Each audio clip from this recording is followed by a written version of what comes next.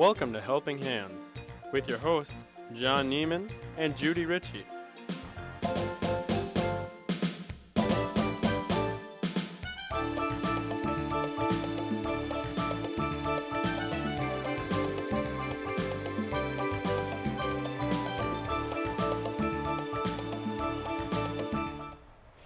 Hello and welcome to Helping Hands. This is our opportunity to let you and the community know how you can lend a helping hand to a program or an agency in need.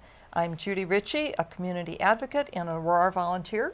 And I'm John Neiman with Aurora Medical Center, and welcome to one of my most favorite shows because it's the month of November, which means it's Turkey Day and Being Thankful Day and the wonderful fall crisp air days. So we're so glad that you could be with us for our November edition of Helping Hands. We'd like to take this opportunity, since we are thankful and grateful, to thank our decor sponsor, which is Harnix on 9th Street, and also our monetary sponsor, which is Aurora Healthcare. Because of them, we're able to come into your homes and in your cars, if you're listening on the radio, and bring you information on what's going on in our community with our not-for-profits. Where can you see us? You can see us on OCM. We're on Life TV, Channel 2. We're on the radio at 101.9 FM. We also encourage you to go to the oshkoshmedia.org website and look at all the wonderful programs that there are and also watch those. And then you also can get a schedule of when you can see Helping Hands. Judy, would you like to introduce our guest? I would. It's a gal that we've known for a while. She's got a very busy job. She is the volunteer coordinator at the Salvation Army, Sherry Waldron. And welcome. And you're coming off a really exciting, successful Coats for Kid campaign, right? Yes, we are. I'd like to thank all the volunteers that showed up to help sort coats and stock them, and then to help distribute the coats. We served over 1,000 families that were able to get coats for their children. Now, we all know how some people are, because I might consider myself in that group too. Sometimes you just either see special deals after the season is over, or you're cleaning out a closet because one of your children moved out and are gone. So are we still able to drop coats and scarves and hats and mittens off? Absolutely. The need is year-long. And so if somebody should come in after the fact, we're very happy to be able to give them the coats, the hats, the mittens, snow pants, boots, whatever it is that you may want to donate. So 365 days of the year almost. Can you tell us where you're located then? We're located on 417 Algoma Boulevard, across the street from the courthouse, and not very hard to find at all, next door to Hardee's. Now, can you tell us a little about, you're so much easier to see now because there's stuff going on around you. Do you want to talk about that? Oh, sure. It is our great desire to build a new building for the Salvation Army. The Salvation Army has been, I believe, in the area for over 80 years, and that building has been added on to different parts here and there. And, you know, it doesn't meet the needs quite right now. Numbers have grown for how many people we feed at our community meal, which is from 11 to 12:30 Monday through Friday, and then noontime on Sunday. And we average at least 100 people every day for a community meal, and they also get to take home a bag lunch so that they have something for dinner. And so it's really hard to fit everybody in the dining area that we have right now. And there are just a lot of different things that will be easier when we have a new building, and rain won't be running down the wall. Well, one of the nice things that I think about the meal program, last month we had the warming shelter on, and it's that evening meal in a sack, breakfast. And the Salvation Army is a great place for these folks to come midday and have a warm meal, a safe place to be. And you said something very correct. It is a warm meal. We have a new kitchen supervisor who is just awesome. And he just has been creating some we've always been blessed with really good kitchen supervisors, but change happens, and we have a new gentleman right now, and the clients that come in have just been loving everything, and everybody goes away happy. So And this is, you talk about food. This is the Salvation Army then. So now, do you utilize volunteers, but this is paid staff that Well, does the? It's mostly volunteers. The Salvation Army, we have a very small paid staff, and that's the way it is in most corps. It's called a corps, corps. our building. Nationwide and in other countries, there are 3.5 million volunteers. So when I orient my volunteers, I tell them, you are the most important people in this building, and I sincerely mean that, because without them, we couldn't do it.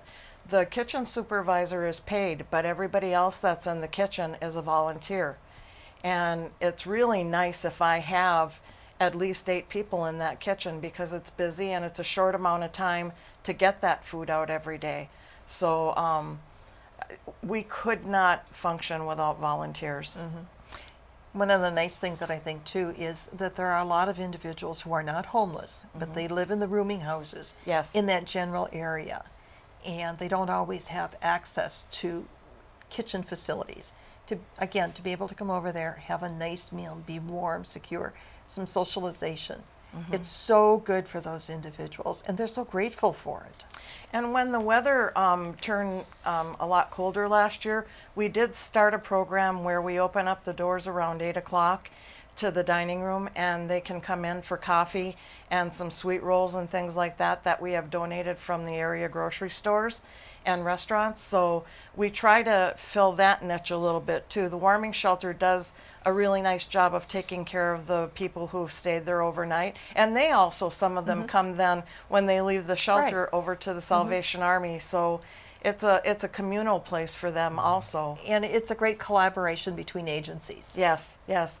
I've learned that Oshkosh is a very generous city, and everybody likes to help each other. And that's just a natural given right there too with Salvation Army, because you guys, when you think of, and I think everybody, when we think of a tragedy happening in our community, Salvation Army, Red Cross are two things that come Yes. to mind. And to be surprised about the things that you guys will offer that I didn't know about, that I've learned over the years. Very generous, very caring nature. Let's talk about the food again. I'm still stuck on the food. How do you plan? Like, what if you get more people than you can fit in the dining room? Has that happened? Well, let's take an example. At the beginning of the week, Gene made meatloaf and mashed potatoes and gravy. That's always a huge hit. But he didn't know how well it would go over because it was the first time he made it. So everybody can always come up for the first serving and then come up for seconds. But we ran out, but there's usually a second item that can be used also. And there are salads and different things that accompany the main course. And so usually nobody goes away hungry. There's always something else, or maybe pulling something from the refrigerator that can be heated that was maybe the previous day. We won't let you go hungry. See, and I think our last guest that we had in October, used the word guest for people. And I think you're treating the people that come by you as guests also. You're treating them with respect. Yes. And to have someone who actually takes the time, it's not a bologna sandwich on white bread, that you're actually, meatloaf and mashed potatoes sounds. Yes. I'm sorry, I don't eat meatloaf, but everybody else loves it. Okay, when we come, I will have your share. Do you know that anybody from the community can come in and eat at the Salvation Army? You don't have to be out down on your luck or anything, or have a circumstance that puts you without a roof over your head. Anybody can come in and eat. We welcome you. Right. And so if you volunteer, that's also a plus. You can eat your meal there too at lunchtime. And I'm going to change the subject. It's still Okay. food, but you've got the pantry. Yes. And we talked about that just a little bit earlier on the other show. Our food pantry is open to guests or clients that would like to come in once a month. There is a registration process. They would contact the social services department for that. We benefit from multiple food drives during the year. We had the Boy Scout food drive in October, where we were just, many, many non-perishables to help us get through some of the winter months. And then some other groups. During the holidays, a lot of groups and families, just individuals all over, think about food drives and things like that. And so we benefit from that and have a lot more food. Hunger's year-round, though. I would like to put in a plug that says, think about it some of the other times, too. Sometimes of the year in the summer, maybe we have the donations are less, and so we'd love to see that increase a little bit. But overall, we're grateful for everything. And, you know, the people who've had gardens this summer have come in and donated their fresh produce. It's been extra for them. Oh, gosh, that's been wonderful to have salads with fresh and nothing tomatoes. better to have. You know, one thing that you said, which is really true, which so many times Christmas is when people will say, Yes. let's do all of this. And you're right, they forget about the rest of the year. We used to stop Christmas caroling and we would do Easter caroling because Oh, yes. and people should kind of mix it up Yes. because, like you said, hunger does not take a vacation. I love that quote. I love that too. And so think about people all year round. And now Judy always talks, and I look at that too when, not that Judy always talks. That's what I just. No, Jen talks more than I Isn't do. that what I just said? What I meant is she mentions that when you're in the store, I mean, you have these coupons, 2 for 1, or buy one, get one free. That is your chance to buy something and then go donate it somewhere Right. else. You know? And it can be done again, just like donating coats or the Toys for Tots program or any of that. Any day that you're out and about, I shouldn't have said 365 days a year because we are not open to accept that on Sundays. But and Saturdays it's hit or miss if somebody's there.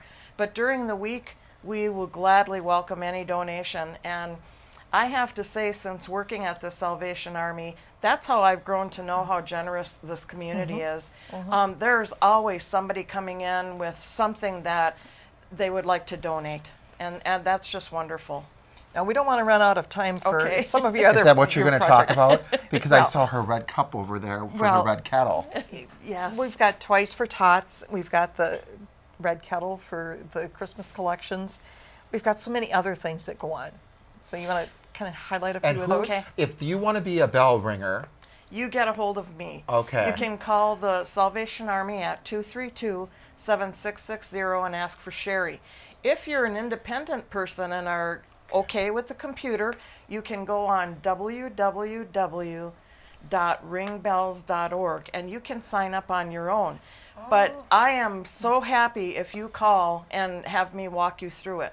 I always tell people that if I learned it, you can learn it too. so is there a specific, I mean, do you have enough every year or are you always looking? I'm always looking. Always looking.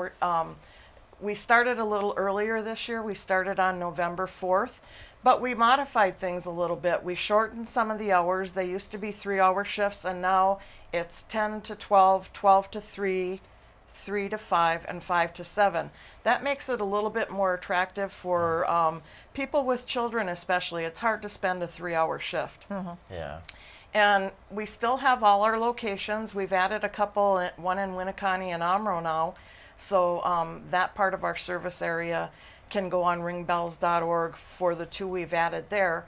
I think I can name all of I didn't want to miss anybody, so I have a cheat sheet. But we are so blessed to have the same retail establishments, grocery stores, and other establishments helping us out again this year with a red kettle.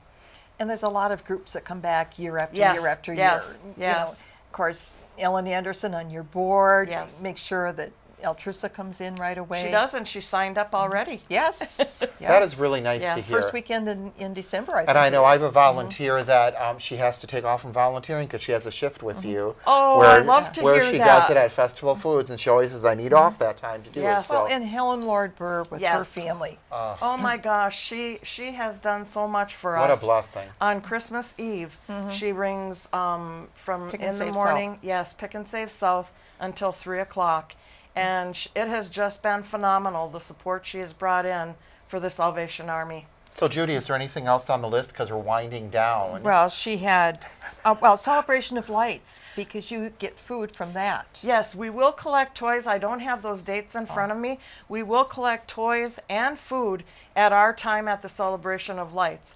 And gosh, I would say go to their site or the United Way Okay. to find out those dates. I'm sorry I was remiss in not bringing those, but it's a good opportunity to help us out. And again, people are always looking for things to do during the holiday season. So we know that if we send them to Salvation Army, we can just see from the screen right now, you have lots of opportunities from the red kettles Yes. to the food drives, to the toy drives, to the angel tree, celebration of lights, adoptive family, and then distributing the toys. So Distributing them. We call it a toy shop, so I need volunteers. So if I can close with one thing, I need volunteers every day, so please give me a call. And I'm going to add one more with the Toys for Tots, is they also need gift wrap and gift bags and Yes. things, because every family picking up toys gets a Yes. roll of gift wrap. So that's something really nice. Pick it up really, it's really cheap after Christmas. Yes. And you, Save it. Captain Vicky said it'll be stored. you Absolutely. just have to find it though. I pick up so much of that stuff after Christmas. and yeah, I put where it you away, put it. No, but and then I don't but know see, where it is. they will store it if you take If it. you want to What drop if it I want off. some of it back from my? I know. No, give I'll us look- your I'll phone. look for it Give and us give your it to you. phone number again. The phone number here in Oshkosh is 232-7660, and it's a general number, so ask for Sherry. Okay. We're so glad that you could be on here and talk about it's all the been a wonderful pleasure. things that go on, especially during the holidays. But like you said, 365 days a year. So thank you, Sherry, for being on. If you want more information, you always can contact Judy or myself also. We thank Sherry from Salvation Army for welcome. being on, and stay tuned. And we'll be back for our second segment of our November edition of Helping Hands.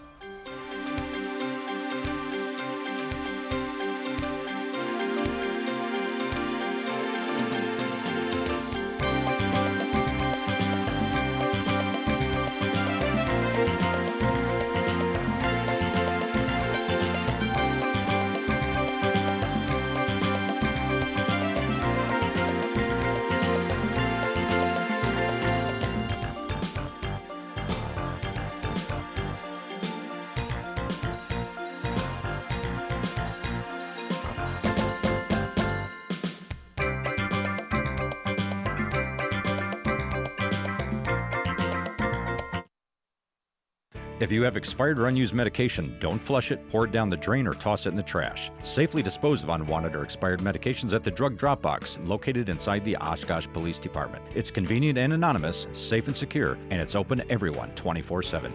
Drop off your prescriptions, over-the-counter drugs, pet meds, and more. Keep drugs out of the reach of children and out of our water supply. Dispose of unwanted or expired medications at the drug drop box. For more information, visit the Oshkosh Police Department website at oshkoshpd.com.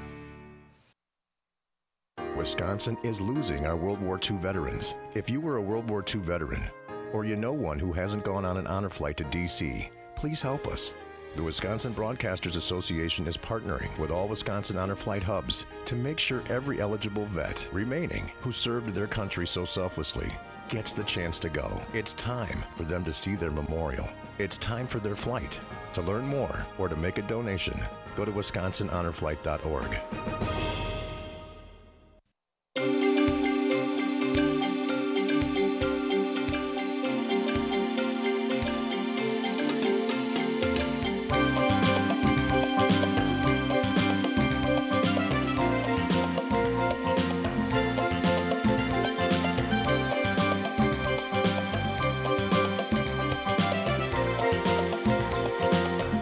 Hi, welcome back to our second segment of our November edition of Helping Hands.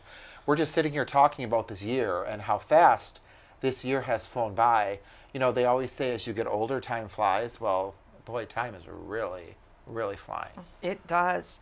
And just so that you're aware of it, John, I may actually be volunteering more for you in the future because I just retired myself. Well, congratulations on that. So people won't hear me talking quite the same thing anymore, but I've, as you volunteer in the community, and now I get to find out what I want to be when I grow up and do a few more of these activities. So Especially because there were so many that you were involved with, and now you get to pick and choose those that you can spend more time with and not doing stuff Absolutely.